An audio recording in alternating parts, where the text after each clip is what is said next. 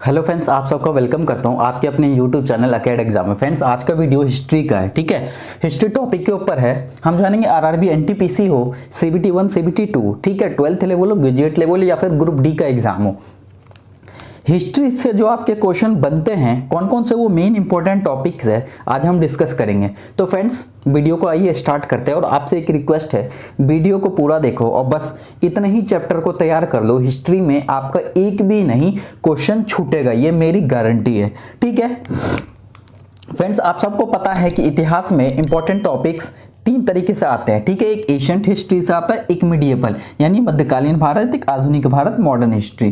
ठीक है, पहले हम बात करते हैं एशियंट हिस्ट्री यानी प्राचीन हिस्ट्री का। ठीक है, प्राचीन, तो प्राचीन भारत में चार ऐसे टॉपिक्स है जहां से क्वेश्चन बनते हैं। सिंधु घाटी सभ्यता, पहले भी आरआरबी एनटीपीसी में क्वेश्चन पूछा गया, इससे अभी भी पूछे जाते हैं। सेकंड नंबर पे है वैदिक काल। ठीक है, वैदिक काल से एक क्वेश्चन पूछ भी लिया जाता है या फिर एक क्वेश्चन नहीं भी पूछा जाता है। ठीक है, जैन धर्म और बौद्ध धर्म, यहां से एक क्वेश्चन तो आपसे पूछ ही लिया जाएगा। फिर आता है मौर्य और गुप्त साम्राज्य, यहां से भी आपसे एक क्वेश्चन जरूर पूछा जाता है। तो आपका एशियंट हिस्ट्री से एक से दो क्वेश्चंस आ जाता है इन चार टॉपिक से। ठीक है, एक से दो क्वेश्चन आपके डेफिनेटली बन जाते हैं। फिर बात आती है मध्यकालीन भारत, ठीक है, मिडिएवल हिस्ट्री। अब फ्रेंड्स, आज थोड़ा जल्दी मैं वीडियो बना रहा हूँ क्योंकि तबीयत उतना सही नहीं है, लेकिन आपके लिए कंटेंट लाना बहुत ज़रूरी है। ठीक है, डेली मैं आपको कंटेंट दूंगा, तो ये सीरीज चल रही है, इस सीरीज को हम कंप्लीट करते हैं। ठीक है, तो आज थोड़ा जल्दी निपटा रहा हूँ वीडियो, उसके लिए माफ़ी चाहता हूँ। फिर मिडिएवल हिस्ट्री में आता है पहला हमारा टॉपिक विजयनगर साम्राज्य, यहाँ से भी आपको एक क्वेश्चंस आपको देखने को मिल जाता है। फिर आता है मुगल साम्राज्य, मुगल साम्राज्य से भी एक क्वेश्चन दिख भी सकता है, नहीं भी दिख सकता है। सूफी आंदोलन, भक्ति आंदोलन, इन दोनों से एक क्वेश्चंस पूछ लिया जाता है। ठीक है, फिर आता है मराठों का उत्कर्ष, यहाँ से क्वेश्चन पूछा भी जाएगा, नहीं भी पूछा जाएगा।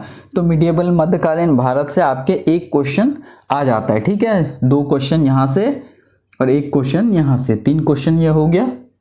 फिर आधुनिक भारत की बात करते हैं, मॉडर्न हिस्ट्री की, भारत का ऐतिहासिक लड़ाइयाँ। ठीक है, 1857 के जैसे रिवोल्ट हो गया। ठीक है, ऐसे बहुत सारे लड़ाइयाँ होती है, पानीपत का युद्ध हो गया। ठीक है, प्रथम युद्ध, विश्व युद्ध, ऐसे क्वेश्चंस बन जाते हैं। ठीक है, बट इंडिया की जितने भी लड़ाई रही है ना, वहाँ से आपके क्वेश्चन बन जाएंगे, एक क्वेश्चंस मान के चलो। ठीक है, फिर आती है ब्रिटिश कालीन आयोग समितियां, कि मतलब उस टाइम पे जब ब्रिटिश की गवर्नमेंट शासक था तो उस टाइम पे कौन कौन सी समितियां बनी है भारत में। ठीक है, और कौन सी समितियां के किस रीजन से बनी है, यहाँ से एक क्वेश्चन आपसे पूछ लिया जाएगा। ठीक है, फिर भारतीय राष्ट्रीय आंदोलन, भारतीय जितने भी राष्ट्रीय आंदोलन हुआ है वहाँ से आपको क्वेश्चन पूछा जाएगा, महत्वपूर्ण आंदोलन और एवं घटनाएं। ठीक है, इससे जितने भी भारतीय राष्ट्रीय आंदोलन से रिलेटेड जितने भी इंपॉर्टेंट इंसिडेंट रही है वहां से एक क्वेश्चन पूछा जाएगा। तो यहाँ से कितने क्वेश्चन, एक से दो क्वेश्चन यहाँ से भी बन जाते हैं। ठीक है, अगर मैं हिस्ट्री की बात करूँ, एक दो तीन। ठीक है, हिस्ट्री से आपका इतिहास, ठीक है, हिस्ट्री से आपका तीन क्वेश्चंस आरआरबी एनटीपीसी में कहीं नहीं गया। क्यों? क्योंकि आपको भी पता है कि जब 40 नंबर के एनटीपीसी में जनरल अवेयरनेस आएगा तो वहाँ पे हिस्ट्री का भी सेक्शन होता है। तो हिस्ट्री से 2 से 3 क्वेश्चन इन्हीं टॉपिक में से आपसे पूछा जाएगा। स्क्रीनशॉट ले लो, नोट बना लो, बहुत काम आएगा आगे। तो फ्रेंड्स, इस वीडियो में इतना ही।